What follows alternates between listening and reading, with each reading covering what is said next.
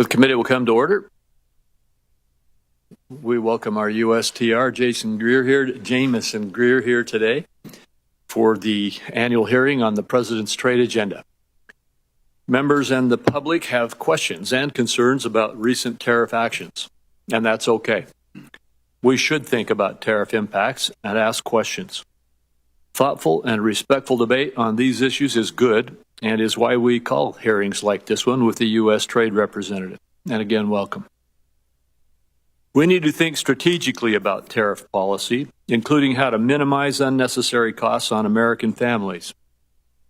I also recognize that although it is easy to see the costs arising from tariffs, it's also far more difficult to assess the cost of denied market access opportunities.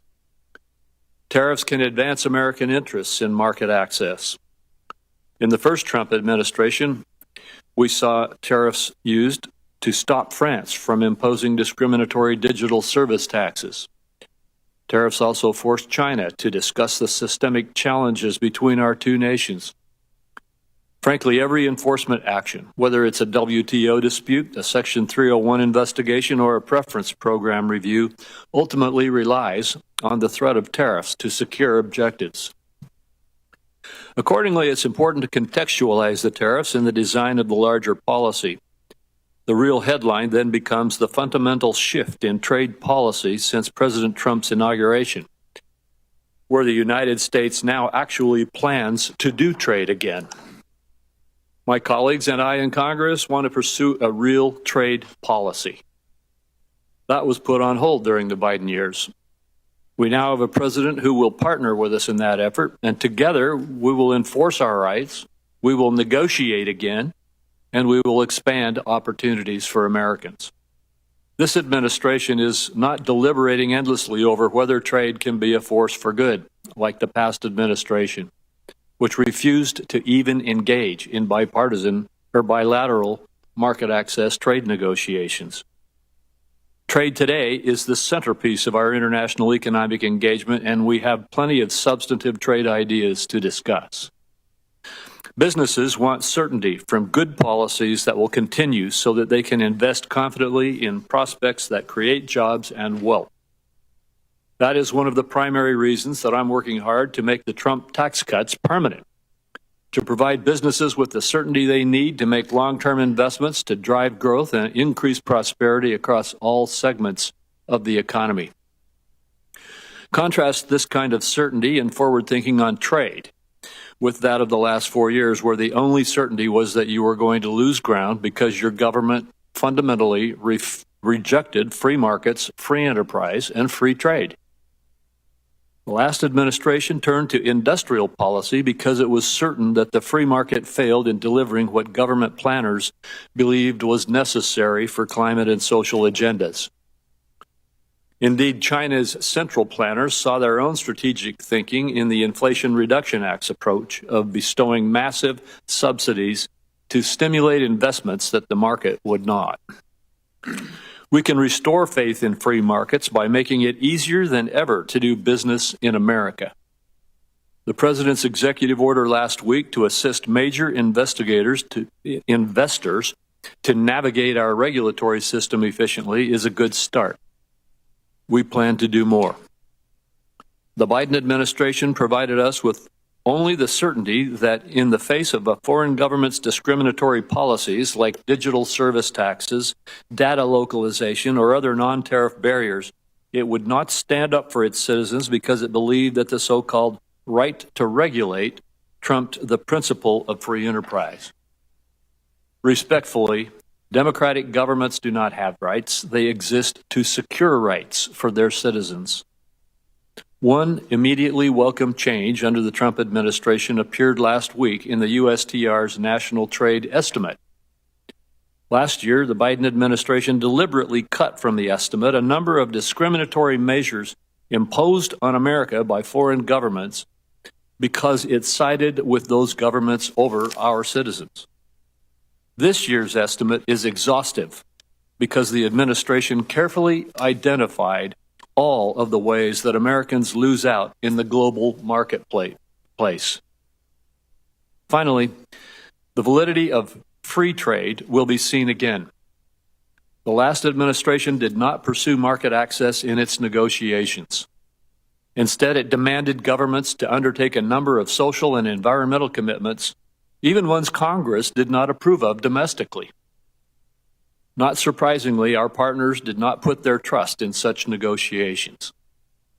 While tariffs inherently may be seen at odds with free trade, we must also acknowledge that many of our trading partners deploy barriers that have gone unchallenged for too long. Free trade, by definition, must be reciprocal.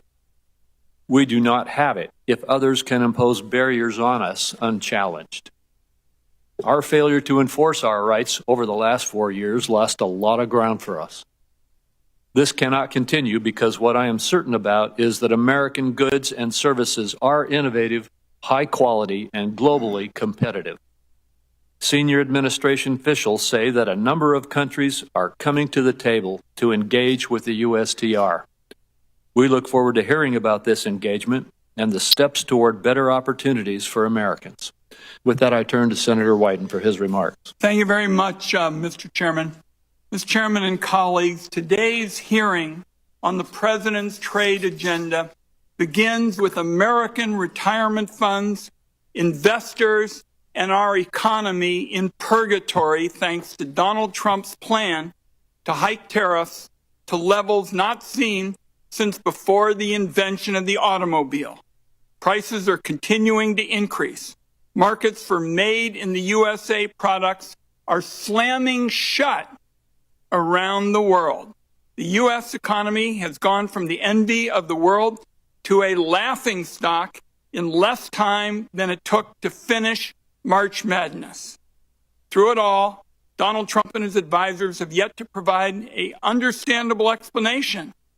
Any explanation for what his tax hike on the American people is supposed to accomplish. And so this morning, I'd like to focus on one central question. What is the plan? In the last week, the White House has been all over the map when it comes to this question.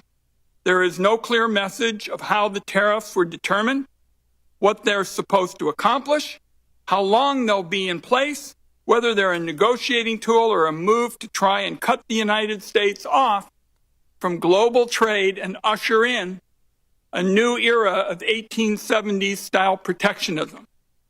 In the days since Donald Trump announced his tariffs, the president and his advisors have repeatedly changed their stories on all of these questions. Last Thursday, Donald Trump said, quote, "The tariffs give us great power to negotiate," just after Secretary Lutnick and a top economic advisor told reporters the tariffs were not up for negotiation. Then the stories changed again on Sunday when the Secretary of Agriculture and the top White House economic advisor, Kevin Hassett, both said Trump's tariffs were bringing foreign countries to the table, hoping to negotiate new deals to cut tariffs. At nearly the same time, the Treasury Secretary was on TV Sunday saying the tariffs would remain in place for, quote, days and weeks.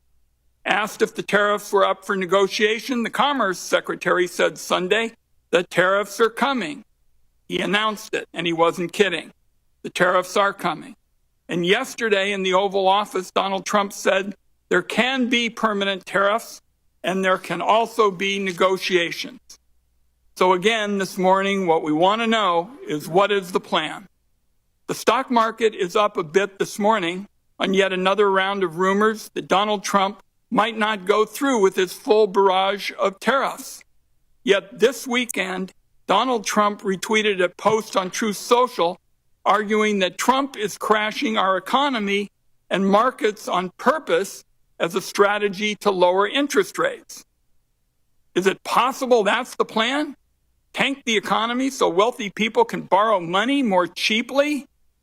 We know that billionaires like Howard Lutnick and semi-billionaires like Scott Bessent won't mind paying more for groceries or gas.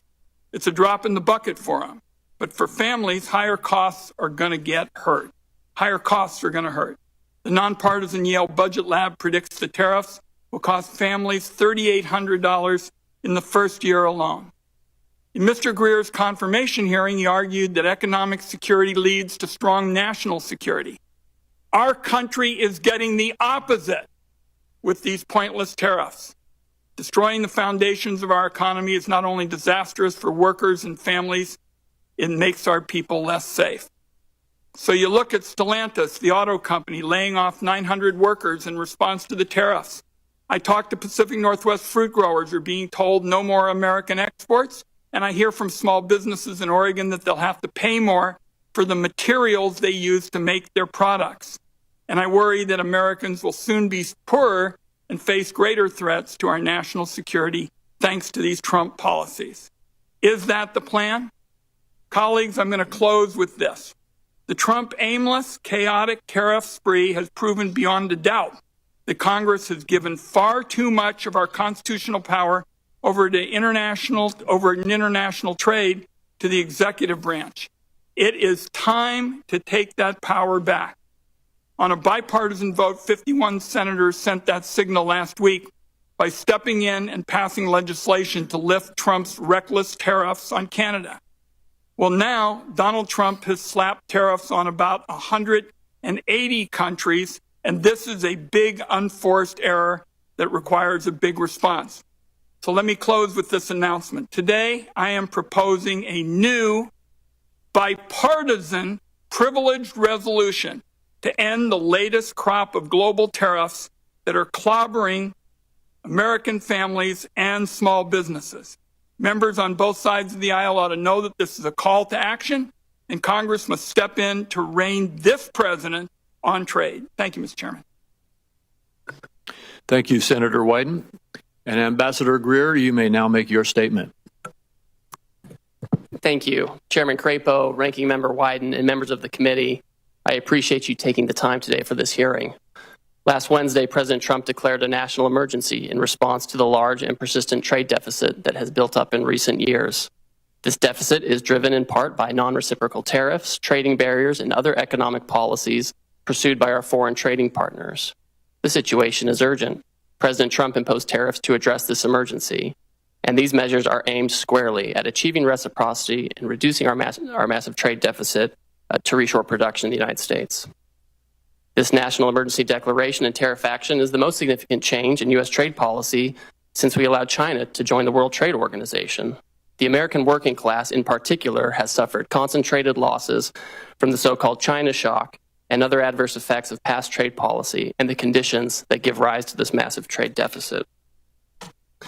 You've heard some of these numbers before. The United States has lost 5 million manufacturing jobs and 90,000 factories since 1994.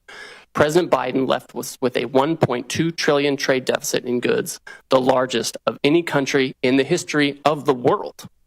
The United States' share of world manufacturing output declined from 2001 to last year. In the fourth quarter of 2024, U.S. manufacturing as a share of gross domestic product was the lowest it had been in 20 years.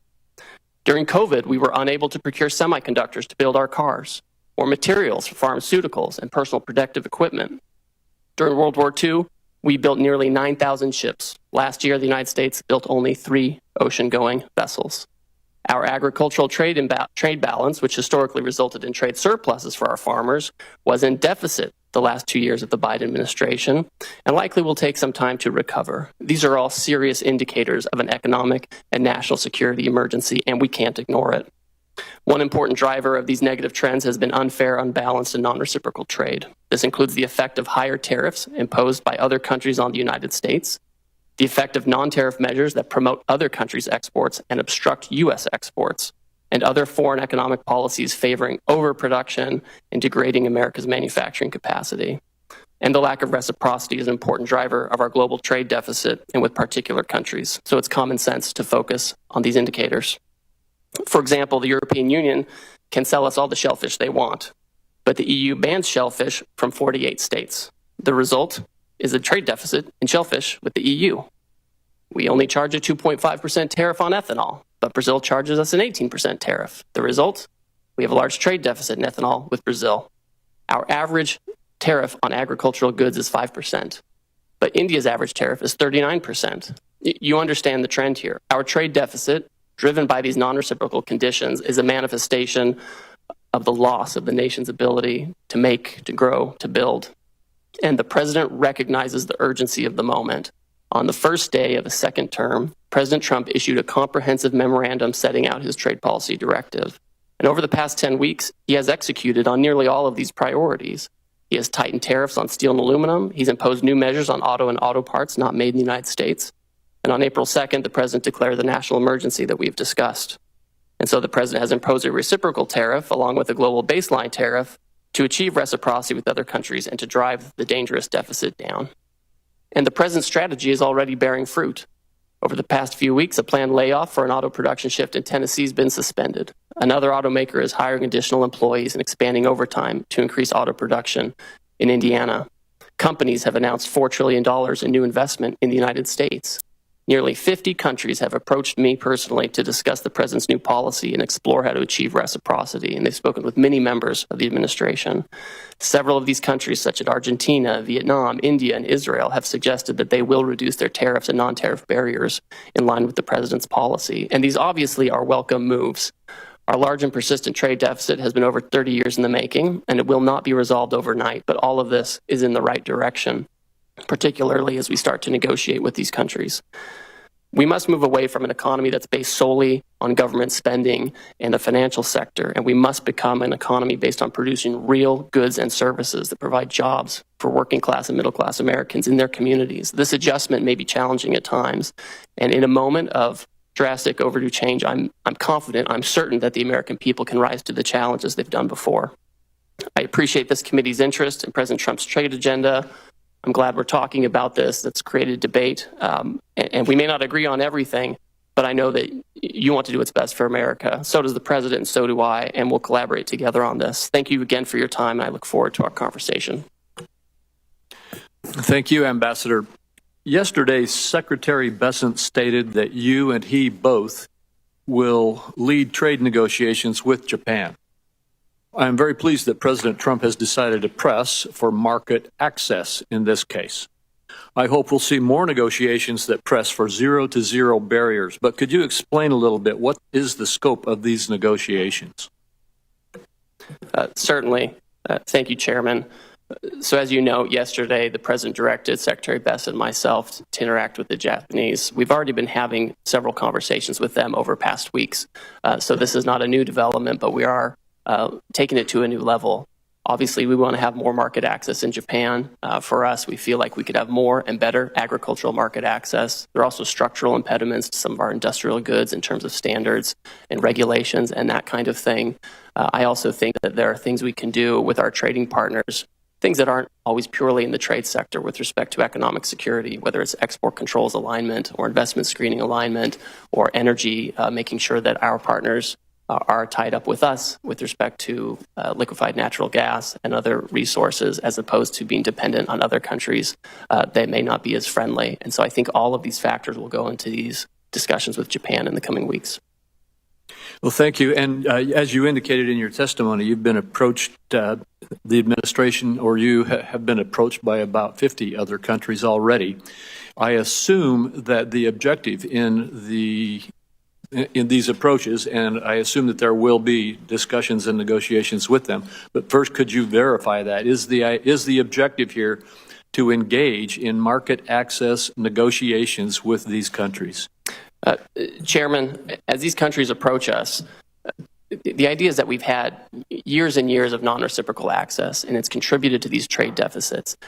As the countries come to approach us, what we've told them is, if you have a better idea to achieve reciprocity and to get our trade deficit down, we want to talk to you. We want to negotiate with you. And it goes both ways. Sometimes they have exports to us that are driven by subsidies and unfair trading practices.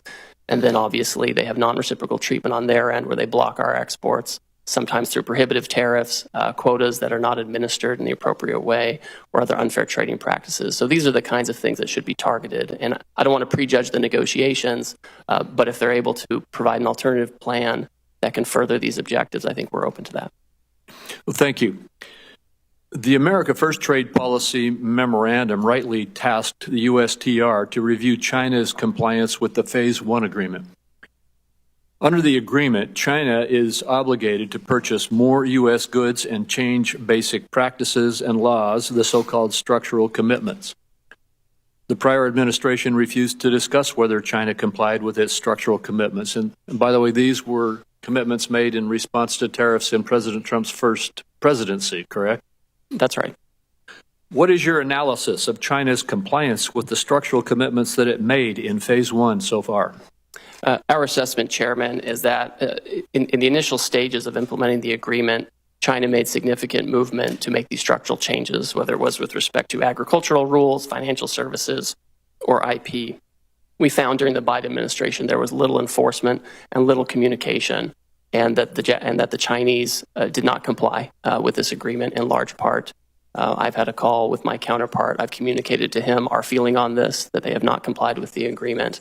And I think we're disappointed by this. It's not surprising, but we are certainly disappointed by that.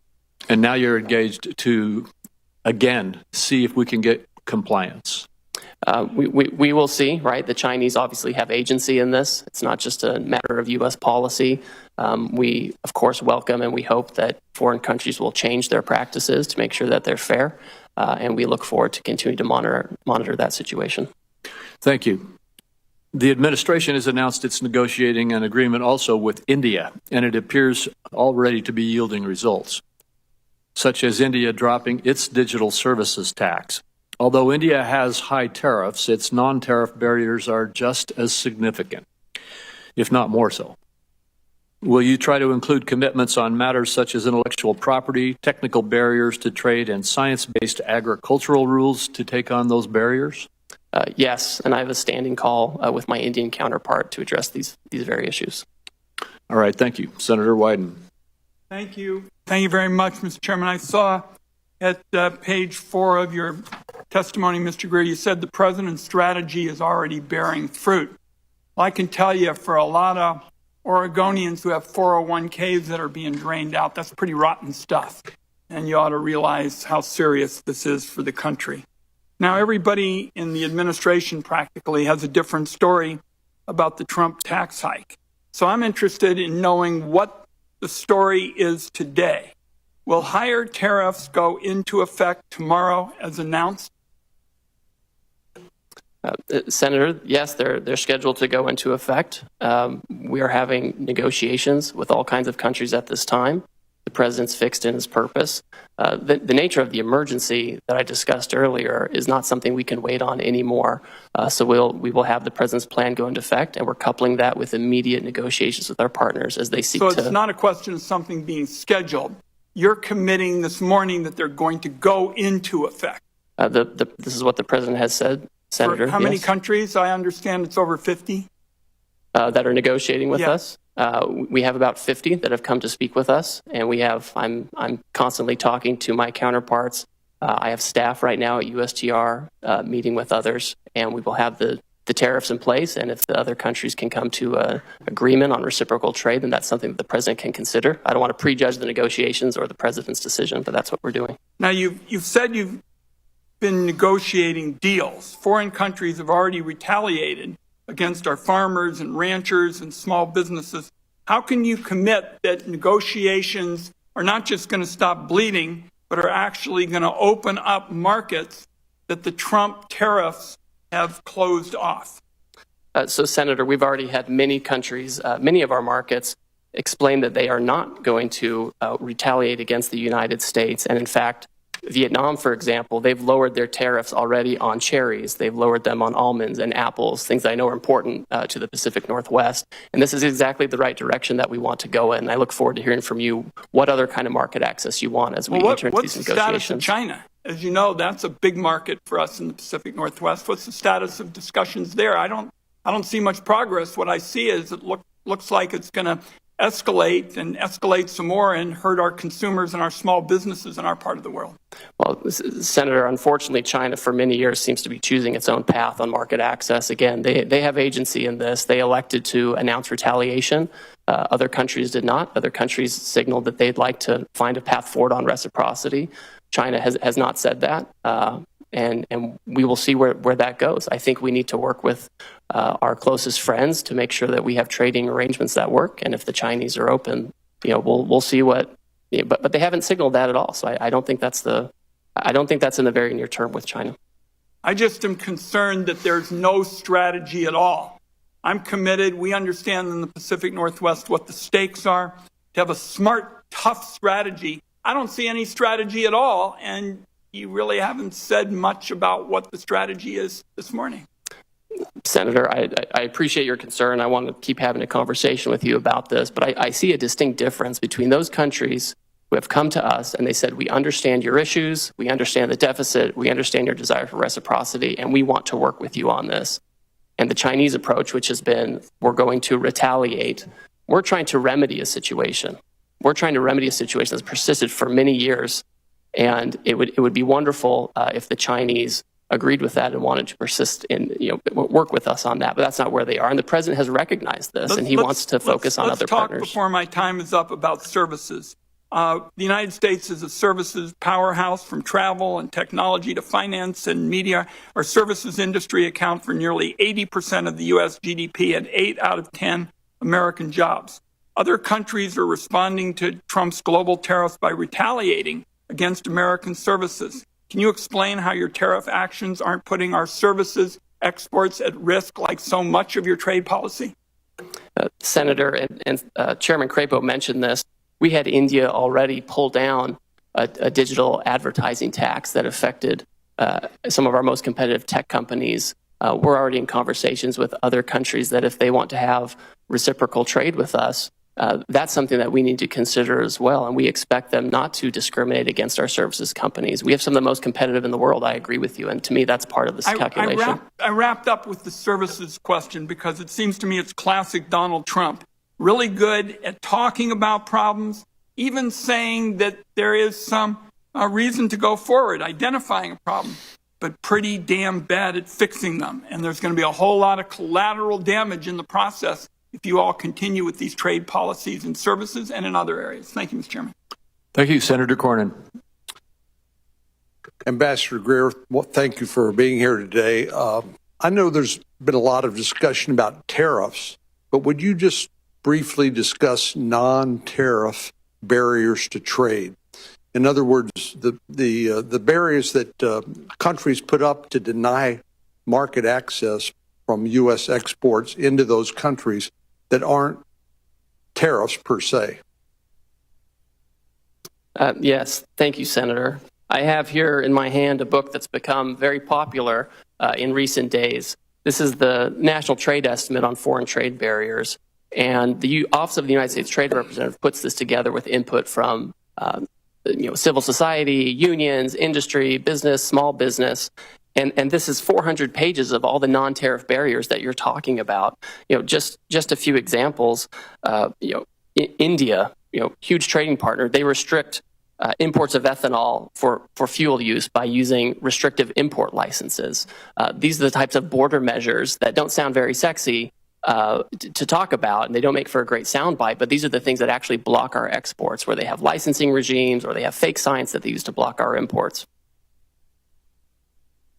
Lynn, just one example that seems to me to make the point is that our friends in Australia basically have put up barriers to the export of beef from the United States. My state, Texas, happens to produce a lot of beef cattle, and Australia basically denies access to its huge market, but not as a result of tariffs so much as non-tariff barriers to trade. Could you speak to that? Yes, Senator, and it's always surprising because we have a free trade agreement with Australia, and we would expect that we would have fair and reciprocal trade. Last year, I think we imported about $3 billion worth of Australian beef, and we exported $0 of American beef to Australia. And it's not just beef. Australia also blocks on species, fake science grounds, the export of fresh and frozen U.S. pork. So it's incredible that they do this. We have zero exports of the fresh and frozen U.S. pork to Australia. I find it interesting that people express surprise at President Trump's policies when he's been talking about these policies for, best I can tell, for decades. and how unfair trading arrangements are between various countries. And indeed, some of these unfair trading practices have resulted in the deindustrialization of America. We've exported manufacturing to Asia and particularly China and other countries that now appear to be willing to hold us hostage to those supply chains. A few years ago, we passed the Chips and Science Act. We worked with Secretary Pompeo, Secretary Ross during President Trump's first administration and later was signed by President Biden, but to bring advanced semiconductor manufacturing back on shore because we recognized that the vulnerability that existed if there was another pandemic, there's a natural disaster, or heaven forbid, a military conflict break out in Asia, we wouldn't have access to these advanced semiconductors that run everything from your cell phone to the avionics on an F-35 Joint Strike Fighter. But China has basically held us hostage and continues to use some of these vulnerabilities to our detriment. For example, critical mineral processing. Would you speak to the vulnerability that exists as a result of China basically processing 90% of the critical minerals in the world that are essential for our daily lives? Yes, Senator, and that figure is always one that gives me great concern, the 90% of the processing. We do have critical minerals in the United States. We have lithium here. We have other critical minerals here. And a lot of it is that China has centralized the processing of minerals, right? We have in the Western Hemisphere, in Bolivia, in Chile, we have all kinds of critical minerals, and that's in our hemisphere. But they get sent to China, they're processed, and they come here. And then if China wants to exercise economic coercion or other practices, they do have a stranglehold on these kinds of things. That's a very dangerous situation to be in. I mean, this is part of the urgency of what we're talking about. And I think as the Trump administration certainly takes action on trade, but also takes action on the environmental side and permitting and regulation, that's an area where we can actually have more of that activity here in the United States, or we can work with our trading partners to try to incentivize production there as well. Thank you very much. Thank you. Senator Bennett. Thank you, Mr. Chairman. Ambassador, it's good to see you again. Could you talk a little bit about the relationship of the tariffs that you have put on and rising prices for the American people? What is it the American people should expect to be able to suffer as a result in terms of rising prices? I understand your position is that the long-term gain is worth the short-term pain, but what is that short-term pain going to look like? So Senator, I think we can look at, I think we should look at history and data for this. It's hard to project what's going to happen with prices, but we know in the first Trump term, the president imposed historic tariffs on China on an enormous amount of goods coming from China. And during that time, inflation went down by 0.1%. During the Biden administration, the historic inflation was not on imported goods or related to tariffs that President Biden put in place. It was related to, frankly, services, healthcare, education, et cetera. So I think there's not really a one-to-one on tariffs and price effects, and so many things go into price. I know you think I'm probably like dodging and weaving on this, but I'm looking at data, sir, yeah, and the data shows it's not one-to-one. I know you're smart enough to know that the likelihood is that prices are going to go up for the American people as a result of the tariffs that you put in place. Do you disagree with that?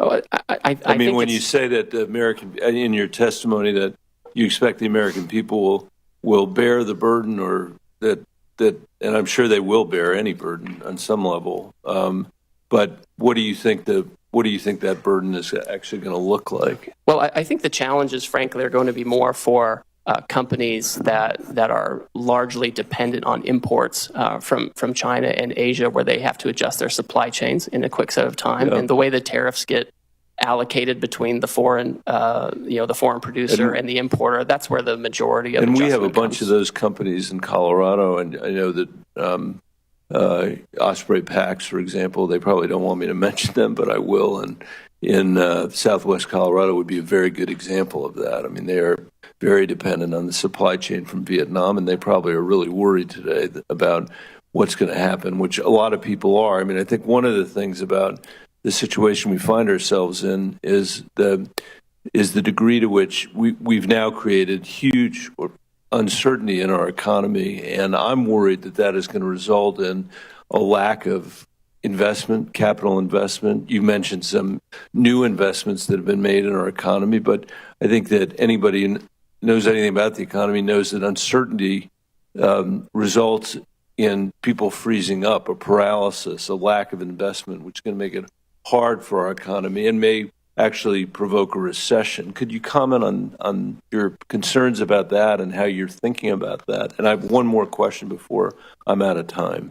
So Senator, the best way to have certainty is to build in the United States, right? That's the best way to have certainty. But that's going to take a long, long time. And what's going to happen in the meantime, do you think? So, Senator, we have, I would say, dilly-dallied for years on this issue. We've done these, broad studies, which are interesting and helpful that we saw come out of the Biden administration. Right. But we have to act.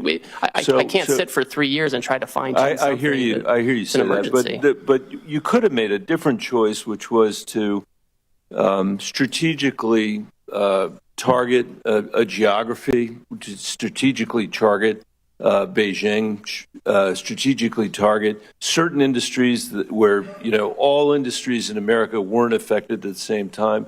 You didn't make that choice. I mean, you're in the midst of having trade negotiations with 90 different countries at the same time by your own testimony, all of whom can make their assessment, I assume, these are sophisticated people, about where the pressure points are on you, where the pressure points are going to come for us to not necessarily get the best deal because we're spread all over the globe negotiating every one of these agreements at the same time, rather than a more strategic approach, which would have had the benefit of giving us, I think, a much greater degree of certainty about where we were headed.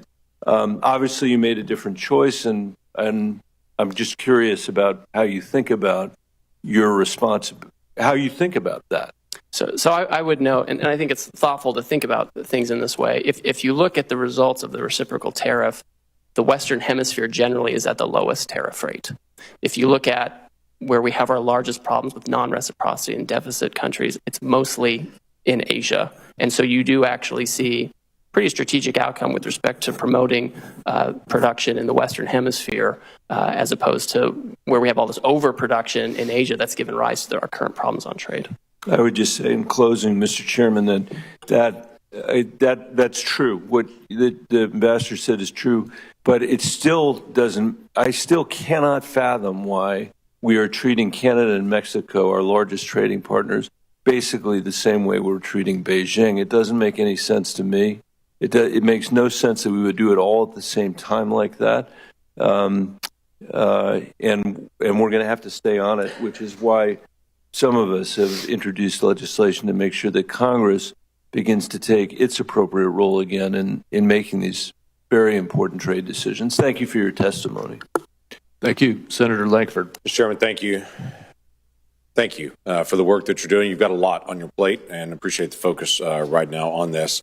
Let me come from a perspective of a lot of Oklahoma farmers and ranchers and manufacturing folks and retail folks, and quite frankly, folks that sell to retailers that are in Oklahoma.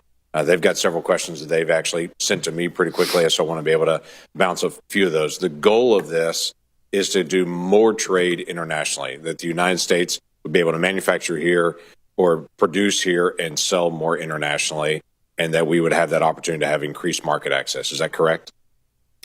So, Senator, I think that's accurate, because when we're trying to get down a deficit and have more production here, necessarily part of it is making sure we're not getting too many imports that are driven by unfair trade practices, but also promoting our exports overseas. So then right now there's a lot of negotiations going on. There was a lot of questions for several days whether we're negotiating or not negotiating. I'm hearing from you pretty clearly today. We are open to negotiate. We're trying to be able to establish better trade agreements to be able to move forward.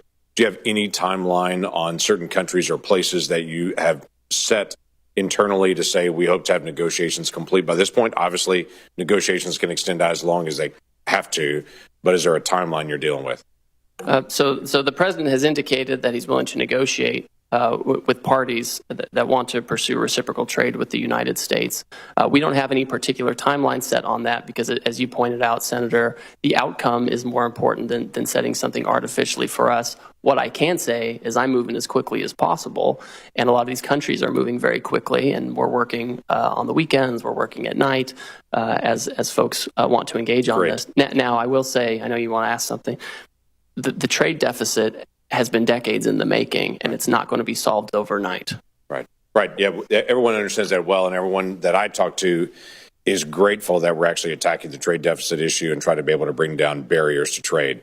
They also want to get a timeline. Let me give you, for instance, I've got an Oklahoma company that several years ago spent millions of dollars to be able to move out of China. They moved into Vietnam for production because literally there was what they're producing, the parts were not created in America. So they were looking for other places to go. They spent all the money, spent all the time, shifted out of China, got to Vietnam, and established there. Now they're saying we've got giant costs in Vietnam at this point. So they're going to have to renegotiate with every single retailer that they sell to, which is going to take a lot of time to be able to do it. What they're trying to be able to figure out is, do we hold on those negotiations and try to renegotiate with Walmart and Target and Costco and everybody else they're going to have to renegotiate with? Or do they press on with those negotiations now? If things are going to get resolved soon, they can pause. If they're not going to get resolved, they're going to have to renegotiate every contract again to try to figure out which way to go. So the time piece does matter to them. Senator, I understand completely. And Vietnam is one of those countries that understands that it is, frankly, one of the major targets of this action because their trade surplus with us is so lopsided. I think it's every $15 they export to us, we send them, $1, and they remain closed to our exports where we can be competitive, agriculture, et cetera. But they've come to the table with an offer, right? We didn't go out and say, please come talk to us. They beat down our door and they want to talk about it. I don't anticipate that we're ever going to have equal trade with Vietnam. We're a much larger economy than they are, but bringing down the trade barriers would be helpful so that they would accept American products to be sold there. I think that's beneficial, but most countries in the world are never going to buy as much as we're purchasing because we just purchase a lot more from there. Another issue has come up about garment manufacturing. Obviously, this is a challenge. We'll have different pieces that are bought from different countries. We don't have a lot of garment manufacturing here in the United States. For those garment manufacturers that are here and for others, some in Oklahoma, they're asking me about exclusions and exceptions and how this is going to be handled to say, we can't buy it in America. This is the only place that's actually manufacturing it. I know long term, the hope is to be able to have a more diversified, but in the short term, they don't have another option. How do you plan to handle that? Senator, the president has been clear with me and with others that he does not intend to have exclusions and exemptions, especially given the nature of the action. If you have Swiss cheese in the action, it can undermine the overall point, which is to get rid of the deficit, achieve reciprocity.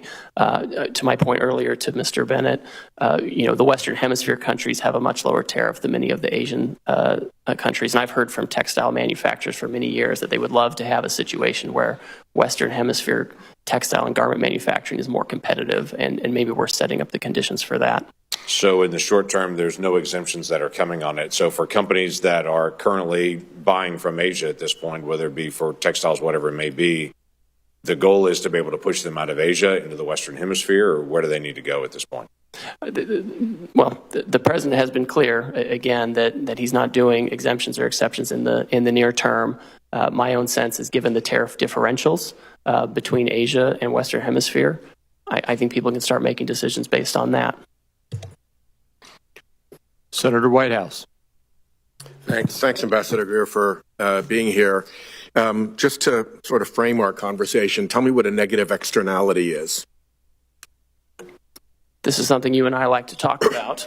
Yes, we do. This is a situation where you have a foreign country where perhaps they have actions such as poor environmental regimes or lax labor laws, and they don't bear the cost of that. Instead, they send their goods that are the product of these processes where they have lax regulatory regimes. They send it here, and we end up bearing this. They externalize these negative externalities to us, and we have to bear it, and our workers have to bear it, and we don't compete on a level playing field. So two things are wrong with this. One, the customary negative externality is pollution. And to the extent, for instance, on an issue I've done a lot of work on, in bipartisan fashion, plastic in our oceans. Now it's in our drinking water. It's in breast milk. I mean, we've really gone down a very weird pathway with respect to plastics. If China, for instance, is responsible for dumping 60 or 70% of the plastics into the Pacific, then that's a harm to us, correct? Yes, I agree.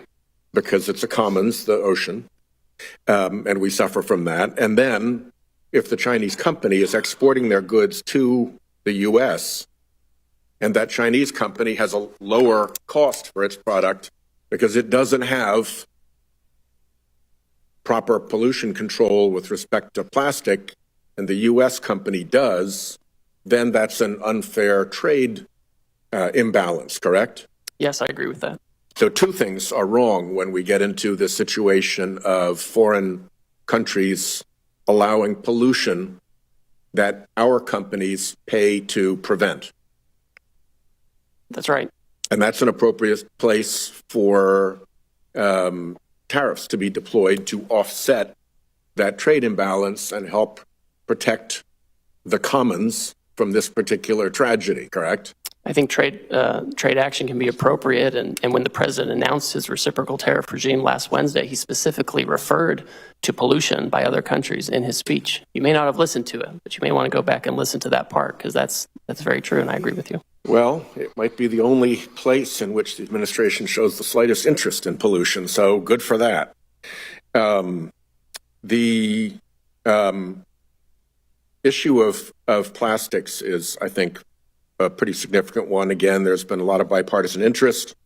I even went up to the Oval Office during Trump 1 to have one of my bills signed by the president, and he gave a very animated riff on Asian countries polluting our beautiful oceans and how it comes ashore very often in Alaska by the ton along their beaches. So I hope this is an area we can continue to work together.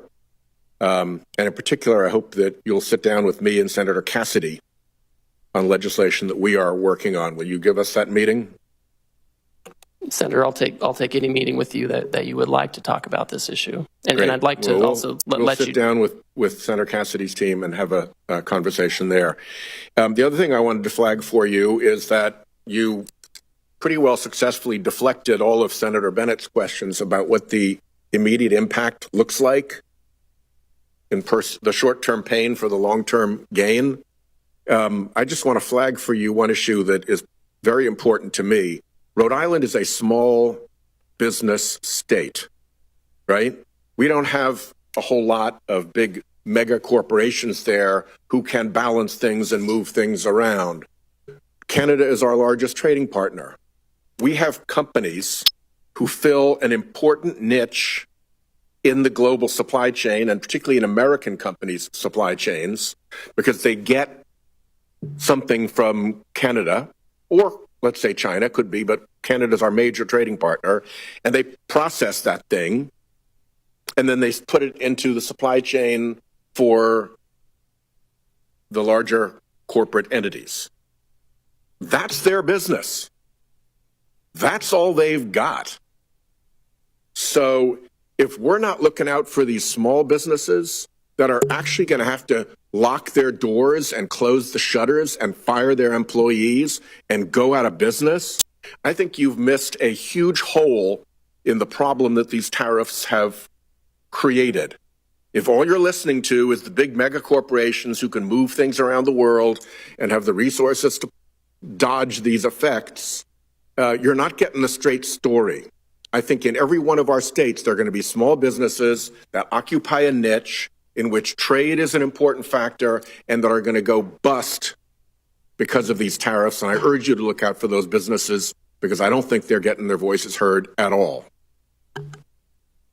So, Senator, I've talked to you about this. I've talked to Senator Hassan about this and others. One thing I asked my team to do last week was to convene a meeting I have an I have a trade advisory council for small business. I've asked them to convene that meeting. I've connected with the Small Business Administration. They have an international trade desk there. I have an office that also deals with small business because I do want to hear it. I think it's important that we hear it because they don't have the same voices in Washington. I will say right now, Canada and Mexico, things coming from Canada and Mexico that comply with the United States-Mexico-Canada agreement come in duty-free. They continue to do so if they follow the rules. If they don't follow the rules and are trying to put in Chinese stuff, that's going to be tariffed. But if they follow the rules, they're going to be getting the duty-free treatment they're due. Well, a small business that has gone broke is not very amenable to a meeting. They don't exist any longer. Senator Hassan. Thank you, Mr. Chair and Ranking Member. Good morning, Ambassador Greer. Thank you for being here. Before I start with a couple of additional questions about the impact of these tariffs, I want to associate myself with Senator Whitehouse's comments just now about the impact on our small businesses, particularly those who are critical parts of supply chains for some of our larger corporations in the country. As you know, Canada is our biggest trading partner too, and we are already seeing the impact of these tariffs with our small businesses, especially in our tourism industry, which is being decimated because Canadians are not coming down to New Hampshire the way they usually do. Let me ask you about a couple of other things. President Trump's tariffs have made almost everything that families buy more expensive. The president imposed a 10% national sales tax on all imports into our country and an even higher sales tax on imports from more than 50 countries, including our allies like Canada. This is the largest tax increase in over half a century, and it's going to cost the average American family $3,800 a year. Their morning cup of coffee will cost more, so will new shoes for their kids, and so will fresh fruit. So my question to you, Ambassador, is how much revenue from the president's national sales tax will be used to give tax breaks to billionaires? So, Senator, as you know, any kind of tariff revenue that comes in to the United States government, it goes to the Treasury, and Congress will decide what happens to that money. Obviously, the president wants to have a very competitive tax policy that's good for everybody. That was part of why he had such a successful economy in the first term, is he married trade action with good tax policy to have $7,000 an increase in real wages over that time. Well, let's be really clear. The president, besides the contradictions in the way he talks about the purpose of his tariffs, the president's made very clear that he sees tariffs as a way of increasing revenue. At the same time, he's working with the majority in Congress to give additional tax breaks to the wealthiest people in the country at the expense of working people who are going to be paying more for everyday goods they absolutely have to pay, goods they were hoping were going to cost less, given the president's campaign promises. But of course, he isn't keeping to those campaign promises as prices continue to go up. Now, the president's national sales tax is increasing prices for families. It's also causing huge losses in Americans' retirement savings. Ambassador Greer, would the administration reverse course if the president's tariffs led to 10% inflation?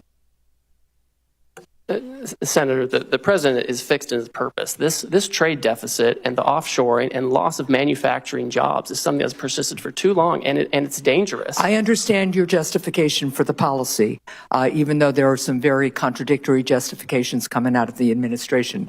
But my question is, what's the inflation rate where you guys would reverse course? 10% inflation that I just asked you about, that is higher inflation than we saw at the peak of the COVID economic crisis.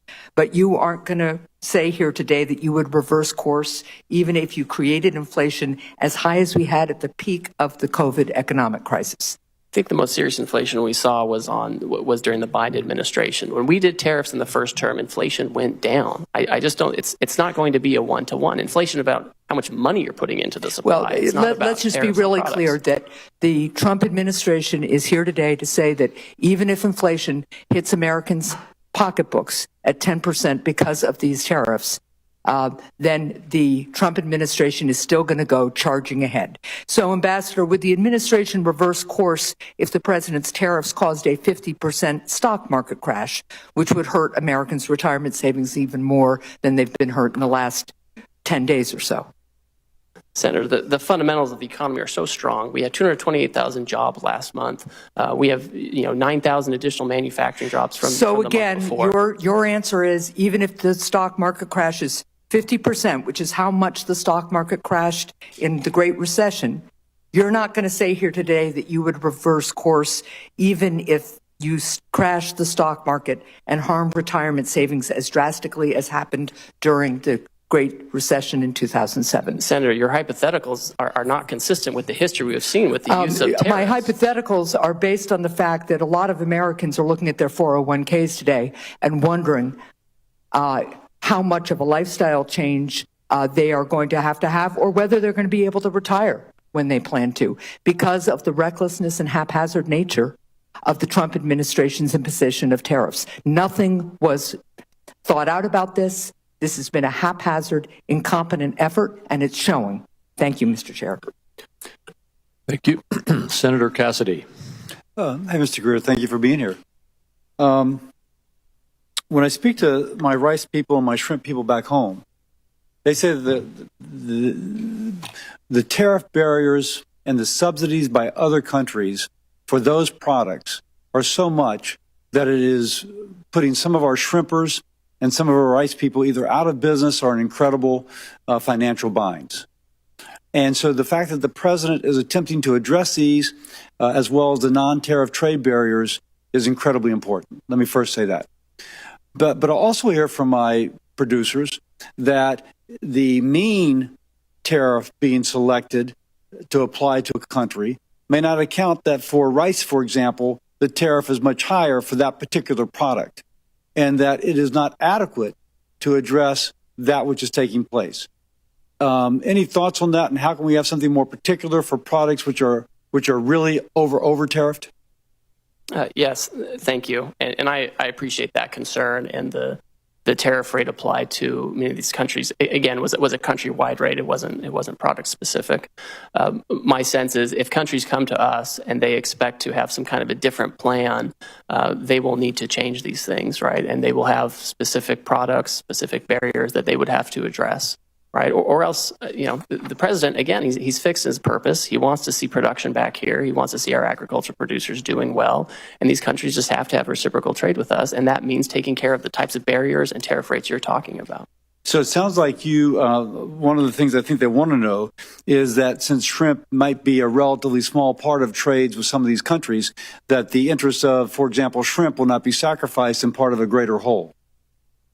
No, I think, and I saw a really interesting article today in the New York Times on shrimp. You may have seen that, where the tariffs have actually given a bit of a lifeline to these shrimpers. And I think that if there's going to be any kind of change to any of this, and I'm not going to prejudge that, we have to make sure that our industries are protected adequately, so we don't go backwards with the deficit.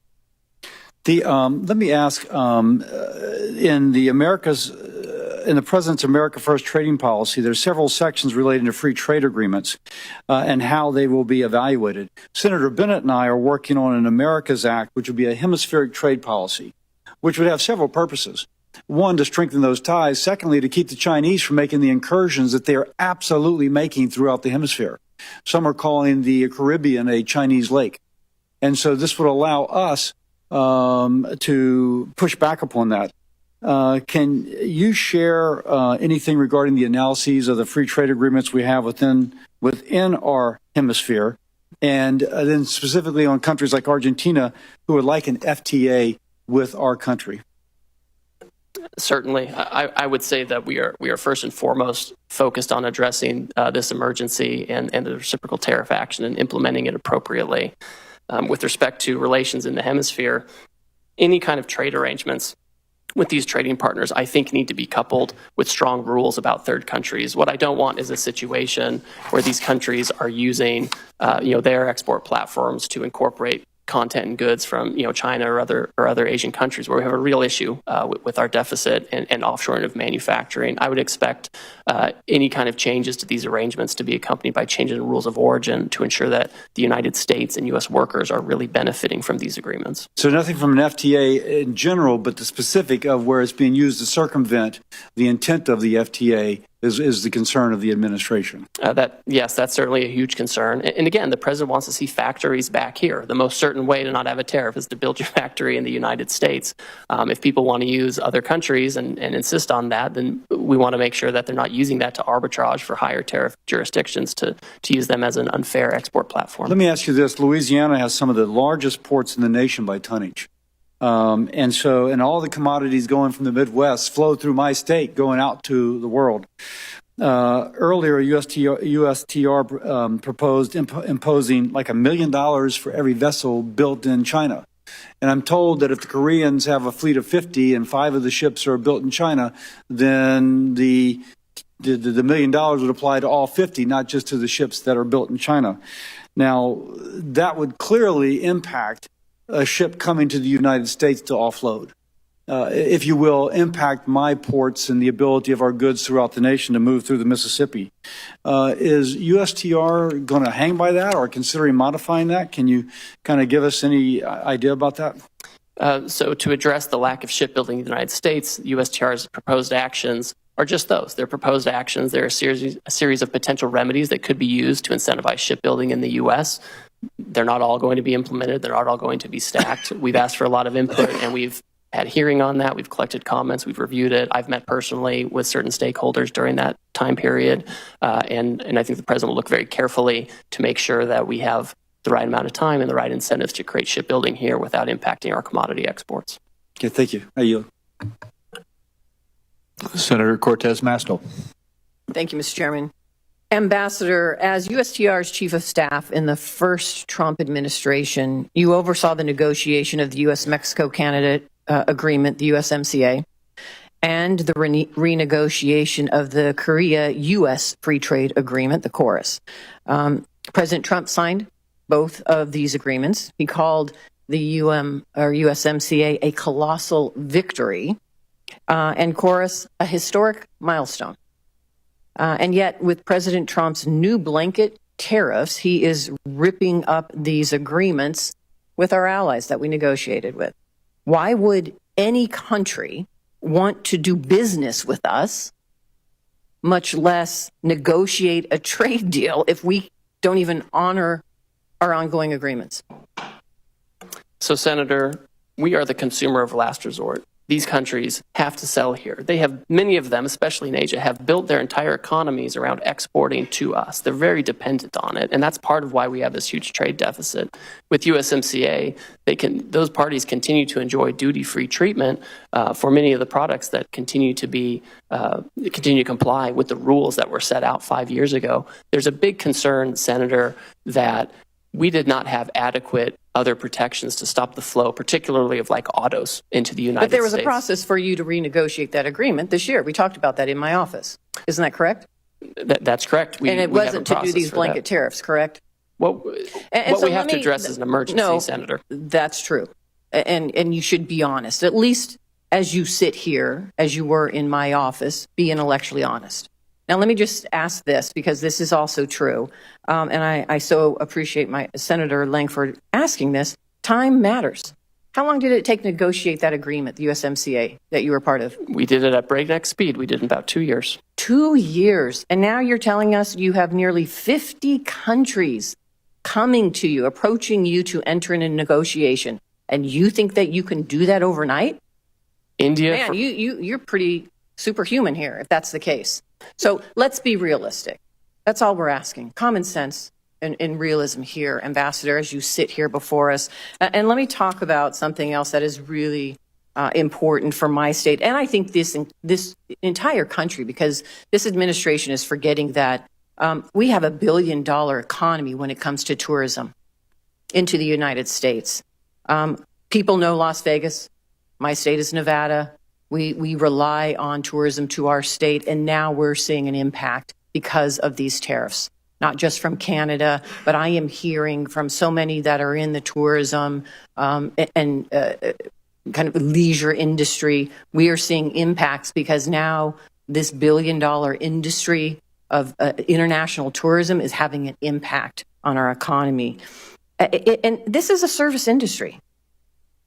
Let me just say this. I'm kind of offended by your testimony today that says we must accept self-inflicted economic pain, and I quote you by saying, to become an economy based on producing real goods and services. What does that mean? What does that mean to my service industry and every service industry across this country that relies on tourism and travel? That is the backbone, really, of part of our $1 billion economy. What do I tell them? That they just have to suck it up? That they're not really part of this real services? That you have another idea for the jobs that they should engage in? What do I tell them? Oh, Senator, of course those are real services. The whole, So what are you doing about the impact the whole, about, what are you doing about the impact of international tourism and now these blanket tariffs having a negative impact? What are you doing to address that? the whole sentence, Senator, said that we need to get away from government spending as funding our economy and financialization, and we need to move to real goods and services, including the tourism you're talking about. So It's what are you doing incredibly to impact the important. negative impact of tourism right now? Well, one thing I'll say is we can't have the status quo, right? I keep hearing that we should have, essentially what I'm hearing is we should have the status quo. We should keep the $1.2 trillion trade deficit that Biden left us with. I'm asking you, and I don't think that's adequate. what are you doing in this administration to address now the impact that you're having with these blanket tariffs, not targeted tariffs, blanket tariffs, on international tourism that is a big impact to our economy? What are you doing to address that? Well, Senator, as we're talking to all of these countries, we are talking about services. We are talking about making sure that, you know, we can export services to other countries. A lot of those that we export are, you know, Well, let digital me say I only have services, so all much kinds time, of and trade. apparently you're not. So here's what I would like, because you haven't thought about this, and the administration hasn't really thought about it, because I haven't heard anybody talking about tourism. So why don't you come talk to me in my office, and let's talk about and put a plan together, because these blanket tariffs are having an impact on tourism in my state and across the country. Senator, So I'm happy to instead come of talk just to you. defending it, why don't you just come sit down with some of us and try to address the concerns that we are seeing and feeling in our states that this administration has not taken into account? I'm happy to come speak with you. Thank you, Senator. Senator Grassley. Ambassador Greer, thank you for being here. I've made very clear throughout my public service that I'm a free and fair trader. The Constitution gives Congress the authority to regulate interstate and foreign commerce. I believe that Congress delegated too much authority to the President in Trade Expansion Acts of 1962 and Trade Act of 1974.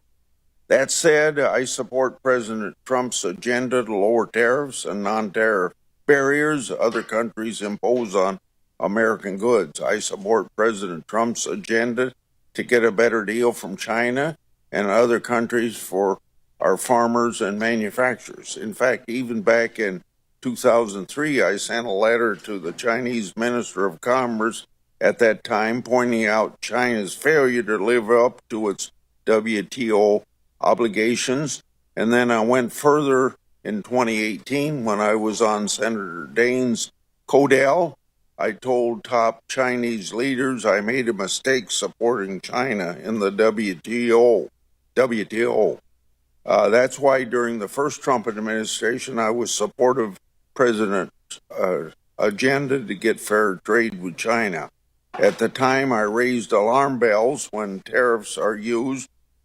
We all know agriculture is usually the first place of retaliation.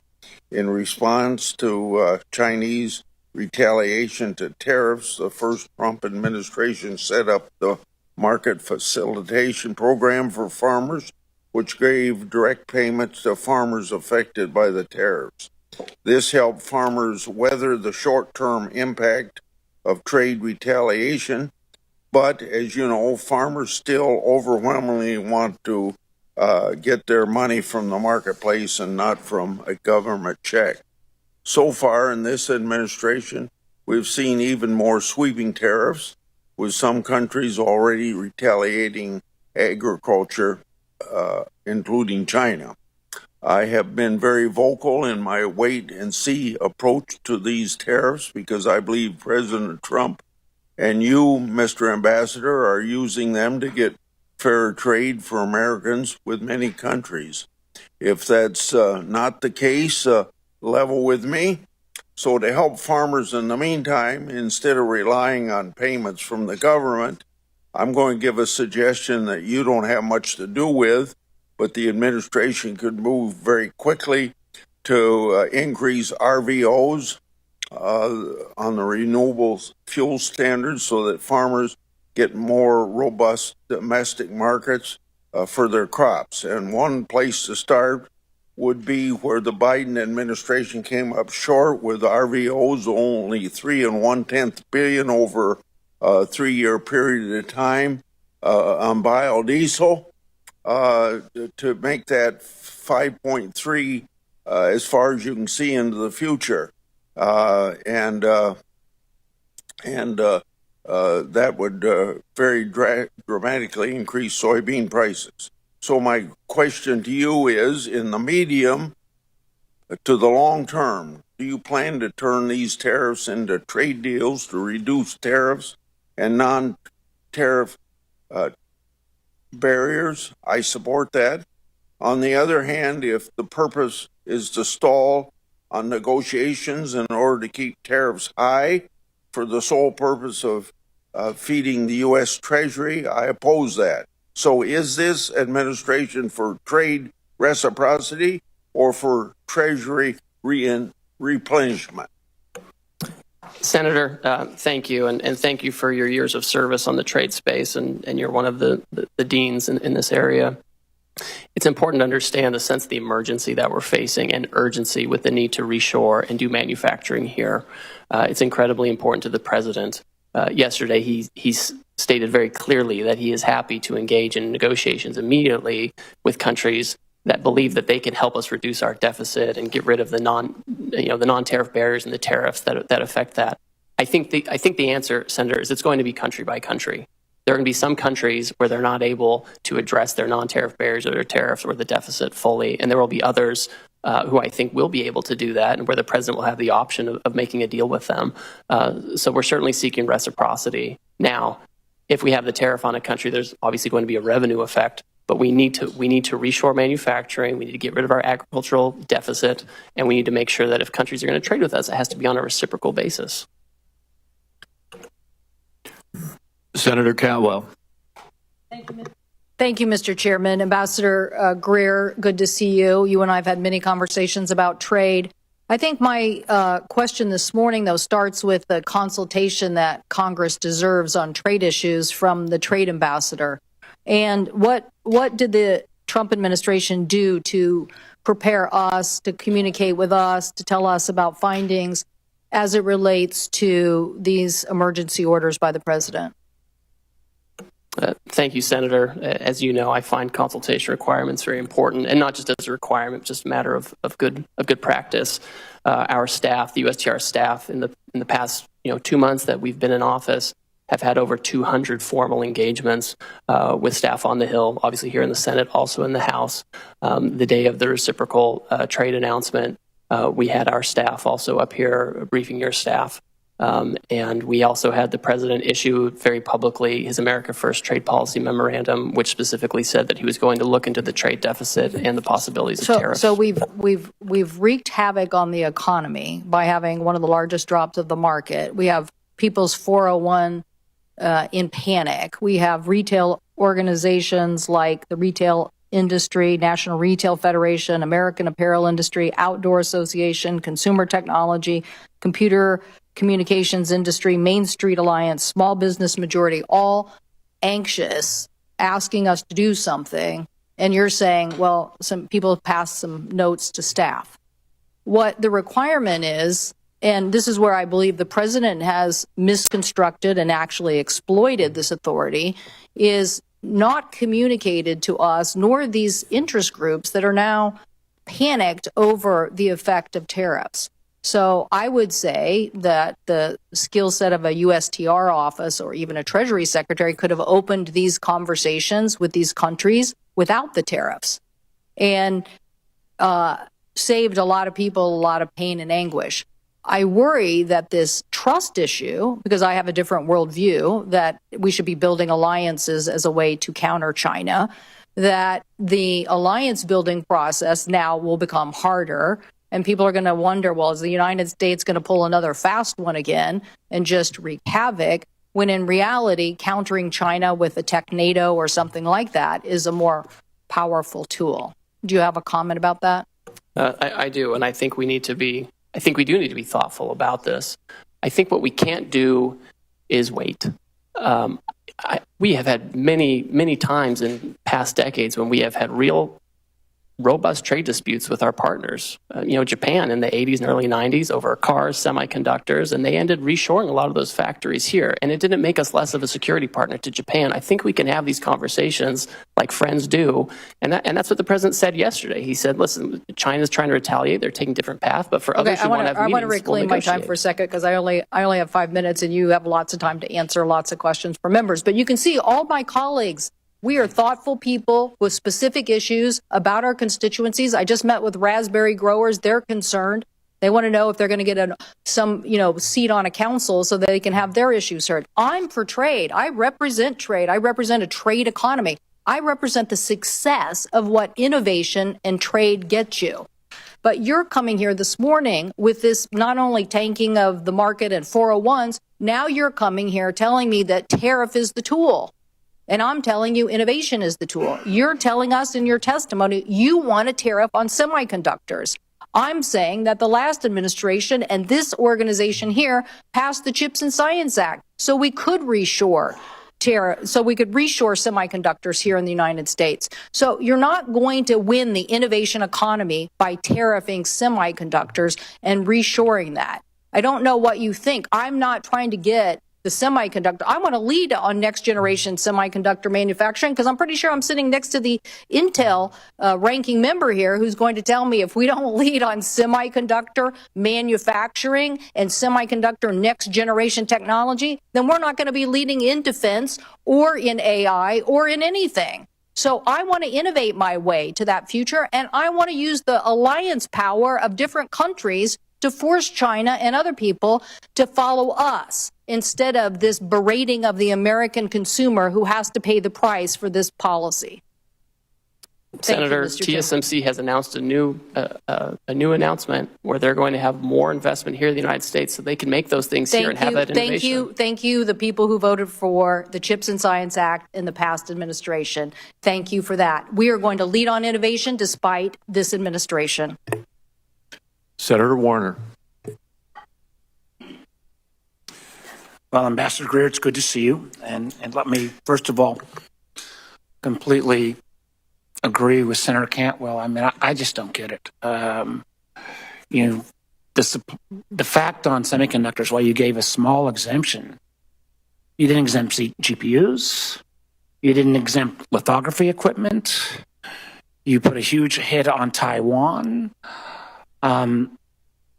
where we need collaboration with the TSMC. I'm baffled. I mean, you're gonna hear from me what I'm sure you're hearing from most of us. Incredulous about, I think, probably the worst economic policies that I've seen in my lifetime. And the data reflects that. A global tariff of 10 to 50%, on almost every worldwide country. Although, I will note from my Republican colleagues, you'll be probably glad to know that Russia didn't get a tariff increase. I believe that when all these global tariffs go into effect, I think most of them as of midnight tonight, tariff rate will be approximately 23%, highest since 1909. I believe that'll translate into the largest tax increase since 1968. We've seen the numbers of about $4,000 per family cost. Since Inauguration Day, more than $11 trillion has vanished from the market. And I will acknowledge that we got a little blip today, but I just talked to one of the senior folks in Wall Street, and he described today's market as a good day in hospice. I wouldn't use his name because, there are no good days in hospice. But that's kind of how I feel. And again, I know you guys are supposed to know more than all of Wall Street, but when every firm says, we're going to see increased chance of recession, and I've met you, Ambassador Greer. I think you're a smart guy, but I don't think just because this is the way Donald Trump wants the world to be for the last 40 years that he can simply will it into happening. In my state, the Port of Virginia accounts for $124 billion in trade. That amounts about 500,000 jobs. Those are all up for grabs now. We got 800,000 small businesses in Virginia. These tariffs are going to wallop them. I had last week a guy in from a local brewery in Alexandria. The owner's name is Bill. He's got a triple whammy. He gets his Pilsner from Canada. He gets his bottle caps from Mexico. He gets his kegs from Germany. So already, even in advance of these all kicking in at midnight tonight, he's laid off 10% of his staff. Even if the president flips on all this, he's not bringing folks back. I mean, candidly, I had another guy in from who makes bourbon and sells a lot to Canada. He thinks it'll be a cold day in hell before the Canadians start buying American bourbon again, simply because our trust relationship has been broken. So I guess the first question I want to give, I'm trying to figure out what would be a question that maybe folks haven't asked. Let me ask you on this one. Australia is one of our strongest allies. We have the AUKUS relationship, which is key to their national security. It's key to our industrial base, so we can continue to build subs. Terribly important. The interesting thing with Australia is we have a free trade agreement with Australia. We don't have tariffs. We even have one of the few industrial countries, we have a trade surplus with Australia. So, Ambassador Greer, can you explain to me how it helps America's national security or our trading balance when we have, and I loved your fancy Greek formula, which was basically bad math on steroids formula, how with the trade surplus, with this strong relationship, Australia got hit with a 10% tariff as well? Senator, Australia has the lowest rate available under the new program. They ban imports of American beef. Ambassador, excuse me. There is a trade. We already have a free trade agreement. We have a trade surplus. So getting the least bad, why did they get whacked in the first place? We're addressing the $1.2 trillion deficit, the largest in human history that President Biden left us with. We should be running up the score in Australia. Ambassador Greer, answer the question on Australia. We have a trade surplus with Australia. We have a free trade agreement. Why? They are an incredibly important national security partner. Why were they whacked with a tariff? Senator, despite the agreement, they ban our beef, they ban our pork. They're getting ready to impose measures on our digital companies. With your Greek letter formula, the fact that we have a trade surplus. We have a global tariff on everyone. We're trying to address the $1.2 trillion deficit that Biden left us with. I think that answer, sir, you're a much smarter person than that answer.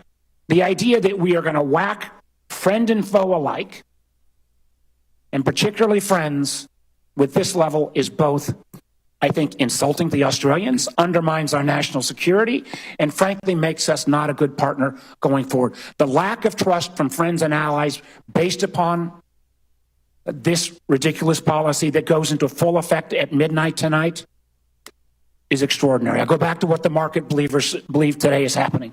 A good day in hospice. I'm afraid if we keep these tariffs in effect, we're looking like an economy that will be in hospice. Thank you, Mr. Chairman. Senator Daines. Mr. Chairman, thank you. Ambassador Greer, welcome to Capitol Hill. I share the President's determination to end these unfair trade practices, whether they are tariffs or non-tariff barriers.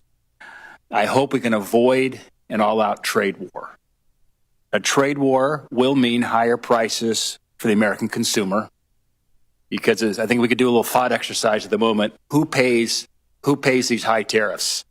In the short, medium term, it will be the consumer. It will be the consumer. And so I'm worried about the inflationary effect. I'm worried if there is a trade war, that we're going to have markets shutting down for American farmers, ranchers, and manufacturers. I'll give you an example of that here in a moment. But I'm encouraged because the President's announcements has gotten the attention of a lot of countries. I was encouraged to see Kevin Hassett this morning talking about negotiation occurring, looking at President Trump's latest posts on Truth Social, the fact that we've got Koreans now coming to the United States, literally dispatched to engage with us to lower these barriers, tariff and non-tariff. The Japanese and some 70 countries now that want to come and work and address the issues of the barriers for American companies, American producers doing businesses in their countries with 95% of the world's consumers outside the United States. Critically important. So this is very encouraging. I think that's in part why we're seeing the rebound today in the equity markets, because there's hope that these tariffs are a means and not solely an end. And if that's the case, I think we're on a really good path with this kind of tough position we're taking to actually solve some of these problems in barriers in trade that have been lingering for decades. And President Trump is taking bold leadership to address it, and I'm hoping for a good outcome. My hope is this is a sign of things to come, that these countries will offer major concessions and make historic trade deals with President Trump.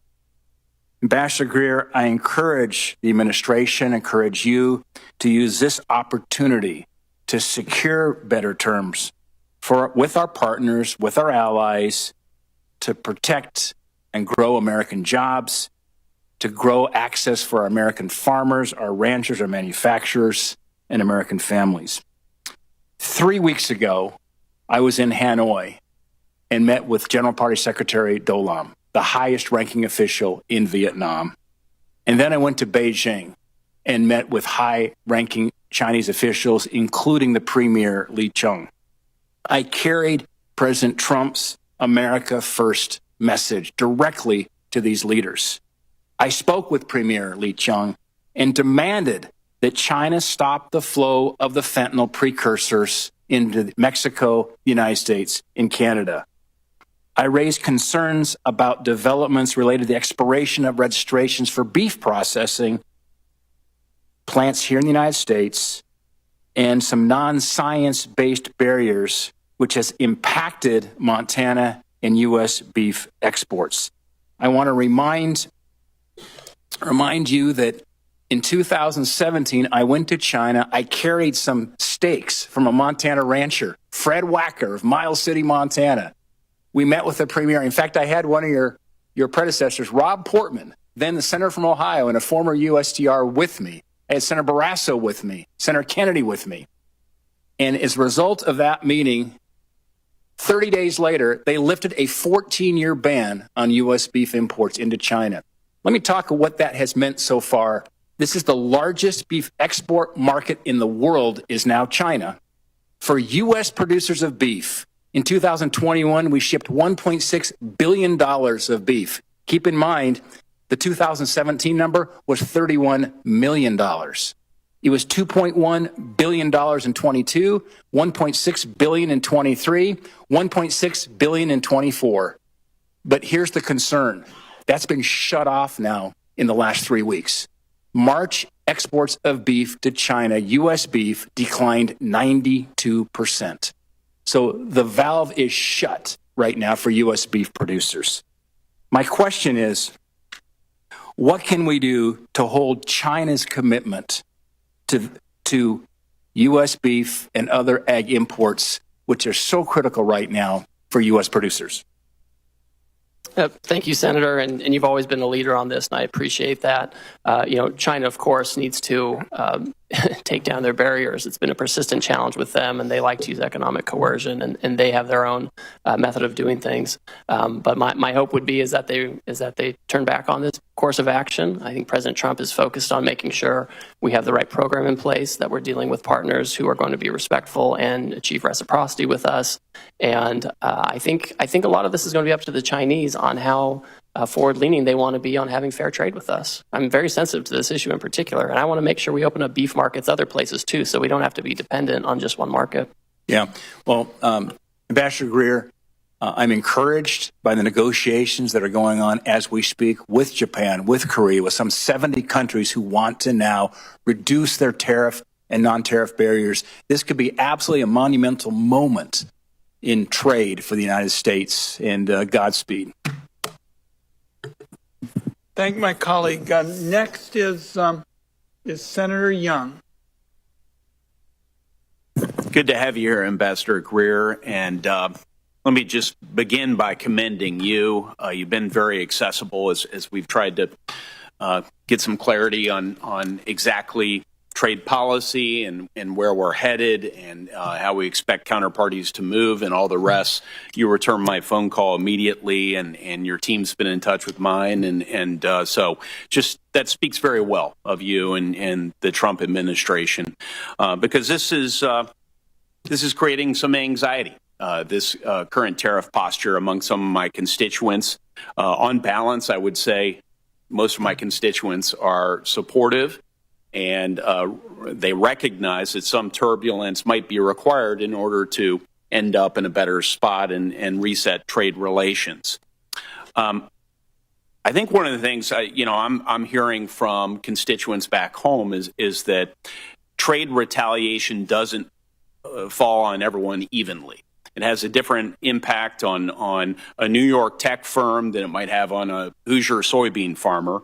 And I hope that's something that's being factored into your analysis as you think about how foreign countermeasures could impact the American economy generally, and then in terms of particular sectors and parts of the country. So unpacking those trade-offs for the American people, I think is going to be very important moving forward.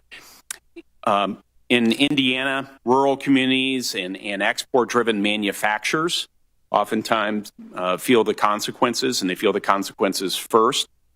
So, Ambassador Greer, is USTR actively mapping out which sectors and regions are going to bear the brunt of certain retaliatory measures and thinking about contingency plans? So, Senator, thank you for your concern. And I know this is something that we all watch. I watch it very closely. The president watches it. Whenever there's any kind of announcement of proposed retaliation, we look at it very closely. We look at the tariff lines. We look at what might get hit. The good news so far is that most countries have said they're not going to retaliate on this and that they would like to seek to talk to us first, find out more about the program, what they can do to meet our goals, which, as you know, we're dealing with an emergency in terms of manufacturing and our trade deficit. And so that is what most countries have chosen to do. My sense is that if there are some countries that choose to retaliate regardless of our need to address this emergency, our hope and expectation is that countries will do what they've said, which is bring down their tariffs and non-tariff barriers to provide better markets and alternative locations. Well, as I communicate some of the impacts in my state to your office, and as I know you and your team review this, I hope you will you'll keep those considerations in mind as you develop your negotiating priorities. Yes, we certainly will, and look forward to continued collaboration with you. You know, in other areas of federal policy, we have clear metrics or criteria to measure success. We do it in social policy. We do it with respect to education policy, test scores. We do it in defense policy. We try and measure readiness and through various metrics. But in trade policy, especially tariffs, we seem to lack a clear set of metrics and a feedback loop. Does USTR have a formal process to evaluate whether these tariffs are actually achieving their goals, whether that's reshoring or market access or reciprocity, some metrics associated with that? I'll let you speak to that, sir. Senator, as we've stated, the underlying basis for this action is the national emergency arising from the trade deficit. President Biden left us with a historically high $1.2 trillion trade deficit, which we understand and know to be driven, at least in large part, by non-reciprocity. And so when we're looking at whether that emergency is abating or being affected, is we're looking at outcomes.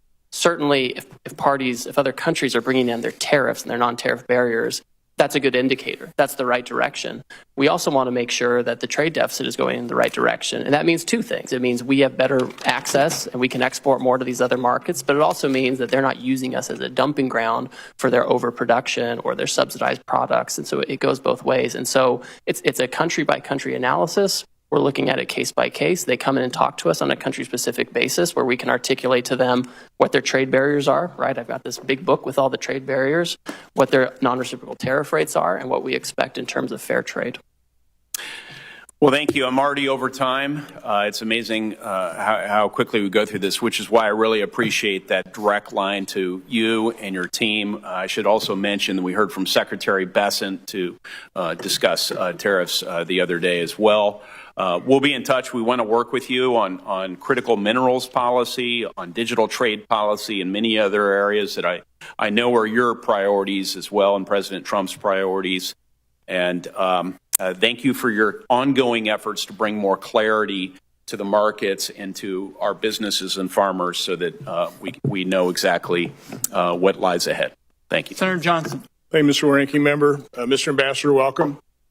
So you're hearing a fair amount of agreement from the Finance Committee here. First of all, I think there's agreement that we recognize that America's been very generous in opening up our markets. Our trading partners have taken advantage of us. We don't have fair trade. But I think you're also hearing that our constituents rely on trade, and they're going to be harmed by it. So I handed you 10 case studies, and by the way, for the 10 that were willing to go public, probably got another 50 that were concerned if they went public that they may not get the exclusions. Now, I'm somewhat disappointed to hear that exclusions of some of these things are being ruled out at this point in time. They're very specific situations that I think you ought to consider exclusions for, because I don't often agree with the members on the other side of the aisle, but in many cases here today, particularly when they're expressing concern about small businesses in their states, I'm hoping you're and I hope you and the president are very sensitive about companies potentially going bankrupt by these actions. Again, we want fair trade, but I hope you recognize, tariffs are double-edged sword. I would argue a somewhat blunt instrument. A question I have for you: there's no doubt that we have offshored some very crucial products, pharmaceuticals, high-end semiconductors, rare earth minerals. Do you have a list of what those products are that we must, in some way, shape, or form, reshore? Thank you, Senator, and I appreciate the communication we've had, and I've received your letters, and we'll take a close look at those to make sure we're incorporating feedback as we develop the policy. You'll note in the action we took last week, there were certain sectors that we excluded from the tariff action because we think they need their own investigation and consideration, whether it comes to tariffs or other actions. This includes semiconductors, it includes pharmaceuticals, like you're talking about, certain metals like copper, and also critical minerals. These are areas where we have to reshore. We need to be able to think about the best way to incentivize this. There are things we can do as the executive branch, and there are things that Congress can do, and especially with the tax bill coming up. I think these are the kinds of things where we need to create the right incentives. You're not using tariffs with pharmaceuticals and semiconductors or rare earth minerals. So right now they're not subject to a tariff. Because you want them brought in here because they're crucial. There are other products that are also crucial that you are applying tariffs to. So we are doing investigations right now, and we're considering, with respect to pharmaceuticals and semiconductors, the president's been very clear about this. He said it several times, because tariffs are a tool that can be used to create incentives. What we can't have is the status quo. The status quo has not worked. Do you believe a trade deficit is just per se always bad? I think the situation, what we have, Senator, is a large and persistent trade deficit. In normal economic structures and normal markets, you would have a deficit one year that's, or a surplus one year. But what we have is a structural, persistent and growing deficit. And as a result, offshore some crucial yes, products. That's a big part of it. Yes, but sir. Do you want to onshore, for example, very high labor content products when, by the way, we're pretty low unemployment rate. I mean, when I went to college, 5% was full employment. We're at 4.2. I've been in manufacturing since late 70s. You couldn't hire enough people in manufacturing back then. Situations even got worse. So I would argue that I'm far more concerned about our budget deficit of $2 trillion. And I realize the trade deficit, we have problems with that. But I think our bigger problem is we don't have enough workers. So are you factoring that into your calculation in terms of what you're actually trying to accomplish. I mean, all for bringing back these crucial products so that we don't have national security issues with the things that we can't manufacture. But again, I don't want to bring back high labor content. Now I want to diversify our supply chain. It's bad to have that all in China, as we saw certainly with PPE, but a diversified supply chain around the world, because I think trade is a win-win situation. It should be. What are your comments on that? So I think when it comes to workers, so first of all, we have about 2 million discouraged workers, right? And these are folks who should come off the sidelines for sure. I think the factories that are being built and will be built in the United States will leverage both automation and workers, right? I don't think we're going to have lots of, it's not the kind of labor that's done in some of these other countries. I think our folks are innovative, and the newest factories use a lot of automation, but also workers and people who make the products that the industrial robots that contribute to that automation. But I mean, I think we need to be in a situation where we have production here, right? We need to think not just in terms of quarterly earnings, but in the next century, and how do we set up the American economy now? How do we deal with the emergency now to make sure we can produce far into the future? Again, I would ask that these case studies be entered in the record, and I just really ask you and the President focus on the products we actually need, as opposed to using this broad instrument. There's going to be an awful lot of collateral damage. People are already feeling that pain, so I hope you're sensitive to that. Without objection. And Senator Tillis is next. Thank you, Mr. Chairman. Ambassador Greer, thank you for being here. Back in the 90s, I was in management consulting, and there was a new platform that came out that promised to transform the business industry, ERP. Some of the early attempts at implementing the system proposed an a la prima approach. Let's do it all at once. Let's change the plumbing out. Let's get it all in, get it done, rip the Band-Aid off. It proved to be hugely unsuccessful. There were a lot of very visible projects, and the industry decided there needed to be a methodical sort of prioritization of what parts of the business needed to perform better sooner, and how do you layer onto that a comprehensive strategy. It looks like we've got a novel approach here in terms of an a la prima approach. I'm not a trade expert, and I'm not going to question it at this point.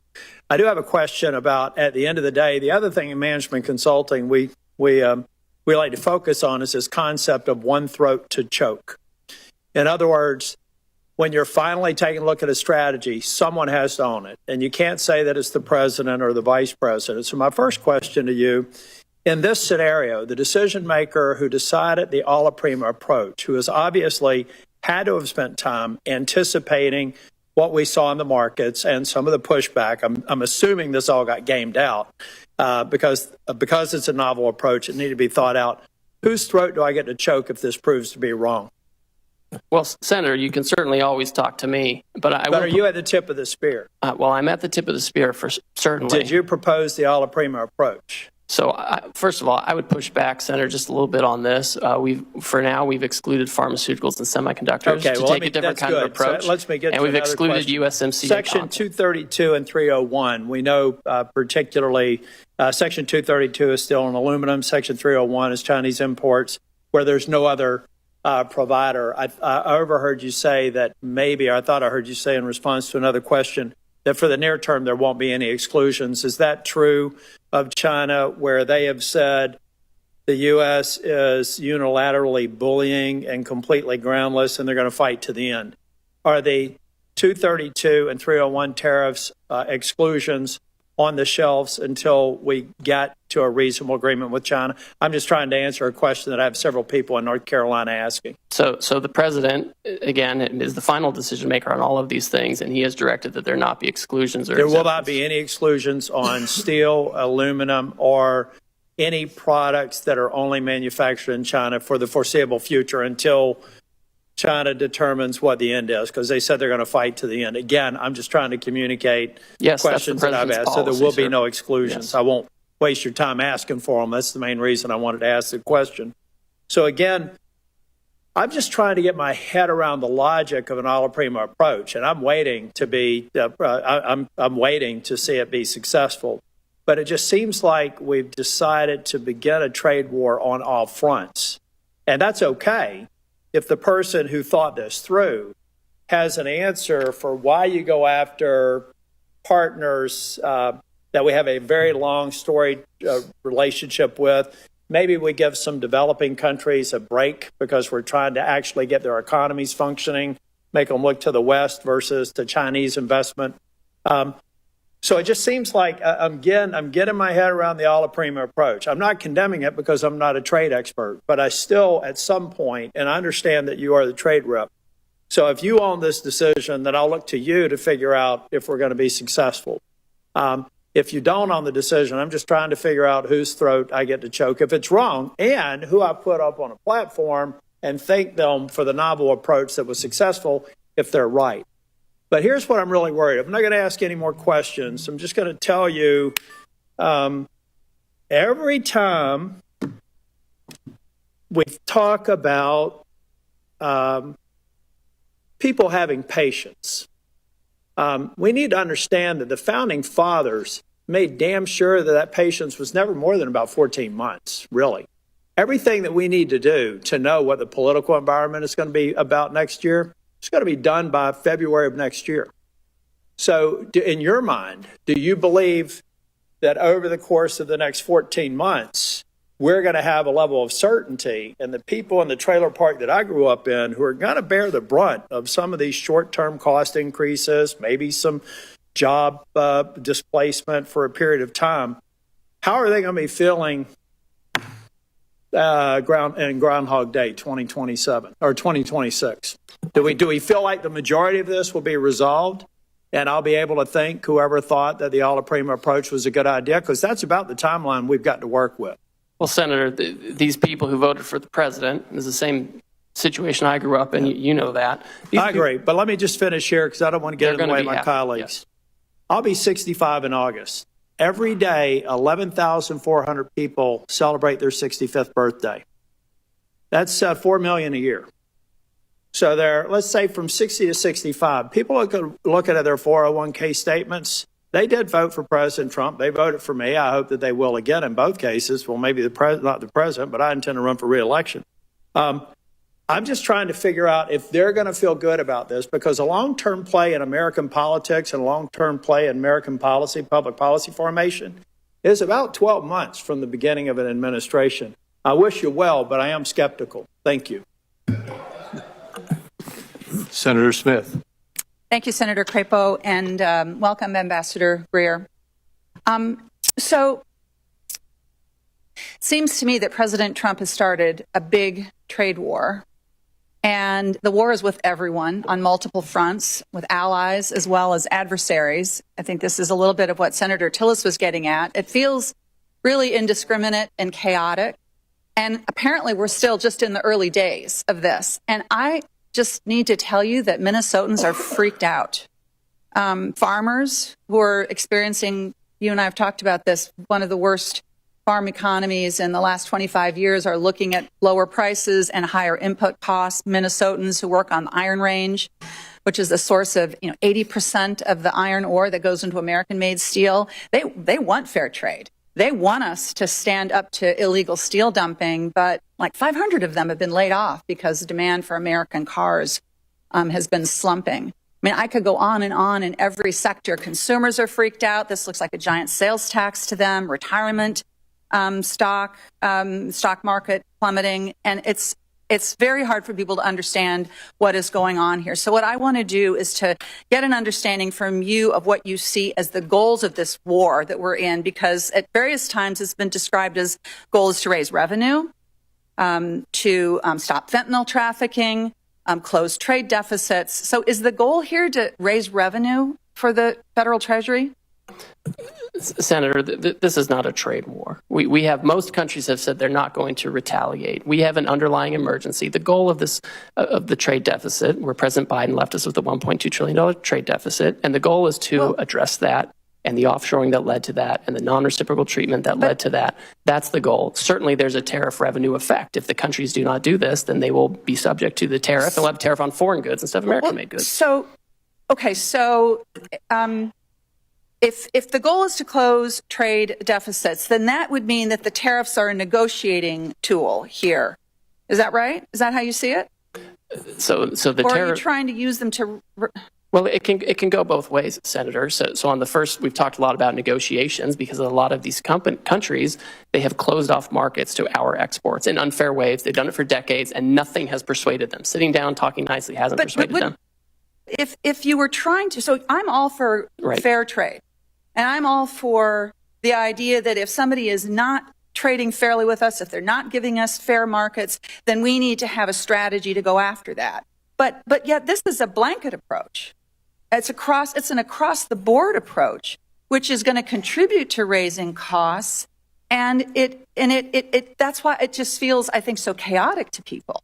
Well, the trade deficit is a global issue. So you can't if you're trying to get the trade deficit, you can't just pick one or two countries and say, we're going to do this and become Swiss cheese like that. That would not be coherent. What's coherent has a global approach to what's a global issue, to take these countries country by country, figure out how we can address our trade deficit with them and address trade market barriers with them. And that's the right approach. And that's what's happening. That's what the president's directed. But I mean, as Senator Warner was pointing out, we have a I guess it's a floor, you could call it, a 10% tariff, even with countries where we have a trade surplus. And by the way, this formula that the administration used to assign this so-called reciprocal tariff it just seems so arbitrary. I mean, where did that formula come from?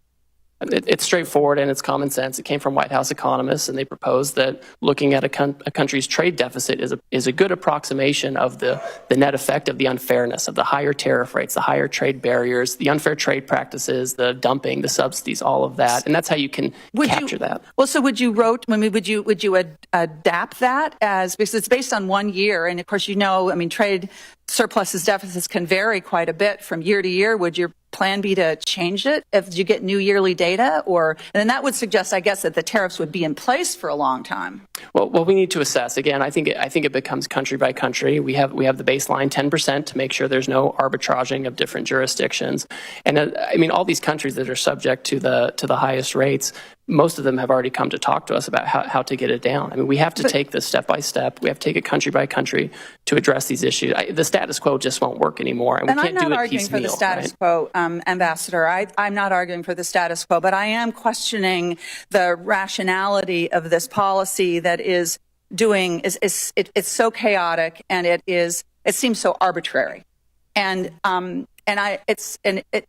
seems so internally inconsistent because, for example, if your goal is to onshore manufacturing, something that I think many of us on this side of the dais believe strongly that we need to be making things in this country again, but then that would suggest that these tariffs need to be in place for a very long time because what capital wants is consistency and stability and predictability. Yet at the same time, the administration seems to be arguing that we would be, waiving some of these tariffs if we could somehow magically negotiate, 50 new trade agreements with 50 different countries. I know my time is up here. I wanted to ask you a question about trade adjustment assistance, which I will follow up as a question for the record. But again, I think that my constituents are freaking out here, and I understand why.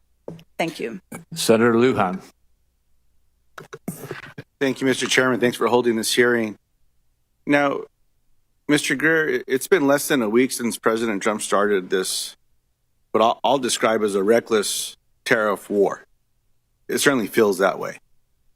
Families are seeing higher costs. Businesses across the country are hurting, and we've seen one of the worst drops in the stock market in over 35 years. Do you believe that there's currently higher costs a week after the president put these tariffs into place?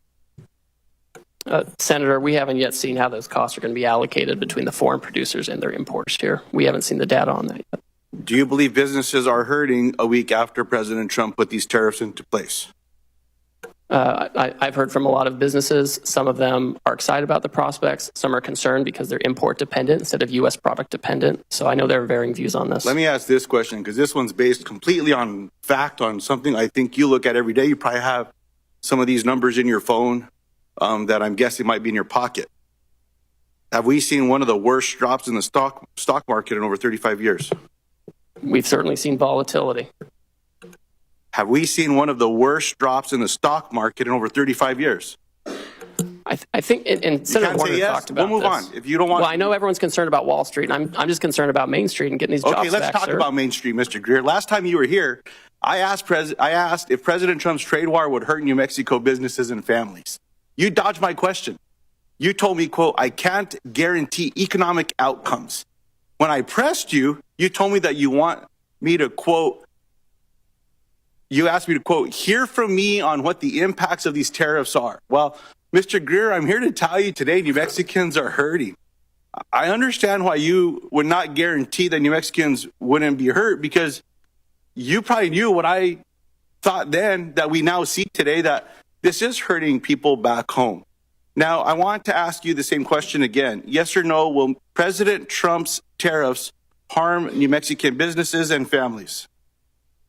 Senator, I just don't think they will. Right now, you have duty-free trade with Canada and Mexico, where they comply with the rules, where they have U.S., Mexican, and American content. I mean, this is designed, and I would hope that being a border state, this is something that you find valuable, and that's what we're trying to do. We're trying to incentivize production in the United States. We want North America to be competitive, and this is we can't have the status quo. We have to have a situation where we have manufacturing